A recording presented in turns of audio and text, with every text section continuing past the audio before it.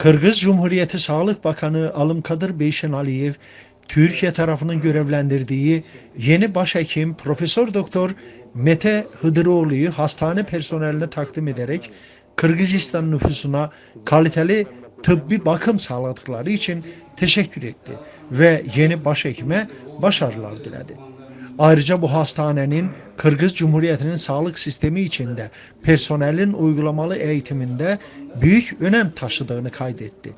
Bu hastanede çalışan yerel sağlık çalışanları yenilikçi beceriklerde ustalaştıktan ve yeterli deneyim kazandıktan sonra insan kaynaklarını güçlendirmek ve nüfusa tıbbi bakım düzeyini iyileştirme için Kırgız Cumhuriyeti'nin diğer sağlık kuruluşlarına gönderilecek. Türkiye'de çok bulundum.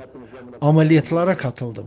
Şimdi bu güzel yüzlü hastane sayesinde yurt dışına çıkmadan ülkemizde de ameliyatlar yapabiliriz inşallah. Bilgimizi geliştirme için Kırgızistan'ın her yerinden uzmanları da davet edeceğiz. Kırgızistan Sağlık Bakanlığı adına, çalışanlar adına, sizin adına, Türkiye'den gelen yeni ekibe, Sayın Profesör Doktor Başhekim'e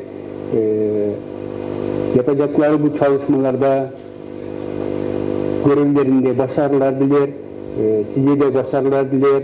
Bu hastanenin amacına göre güzel bir şekilde çalışma yapması için, faaliyette devam etmesi için ben sizlere başarılar dilerim ve görevlendirildiğinizden dolayı sizi tebrik ederim. Türkiye'nin yeni atanan başhekimi Profesör Doktor Mete Hıdıroğlu hastanenin para toplamak için değil, halka sağlık hizmeti vermek için açıldığını söyledi. Dostluk Hastanesi'nin bir parçası olmaktan mutluyuz. Sağlık sistemindeki bazı koşullar nedeniyle uygun tedavi veya erişime sahip olmayan hastaları tedavi ederek iki ülke arasındaki dostluğu güçlendirmek için her türlü çabayı göstereceğiz. Kaliteli tıbbi bakım sağlanması için deneyim alışverişinde bulunuyoruz. Sayın Sağlık Bakanımız buraya gelerek bizi onore etmiştir. Moral vermiştir. Çalışma gücümüzü, şevkimizi artırmıştır. Karşılaştığımız bazı engellerin çözümleneceğini kendileri ifade etmiştir. Bu bizi de oldukça mutlu etmiştir.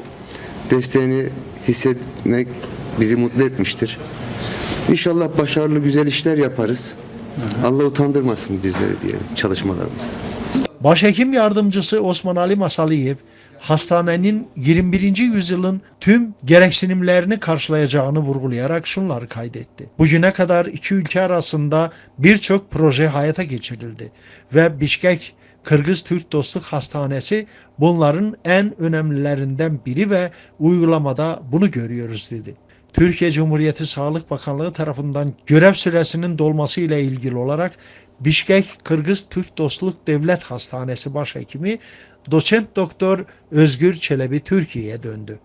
1 Şubat 2022'de Kırgız Cumhuriyeti Sağlık Bakanlığı yeni başhekim yardımcısı olarak Osman Ali Masaliyev'i atadı. Bişkek Kırgız-Türk Dostluk Devlet Hastanesi Başhekimi 1 Eylül 2018 tarihli onaylanan hükümetler arası anlaşmanın şartlarına göre Türkiye Cumhuriyeti Sağlık Bakanlığı tarafından atanıyor. Yardımcısı Kırgız Cumhuriyeti Sağlık Bakanlığı tarafından atanmaktadır. Bişkek Kırgız-Türk Dostluk Devlet Hastanesi TİKA tarafından yaklaşık 12.000 metrekarelik alan üzerine inşa edilmiştir.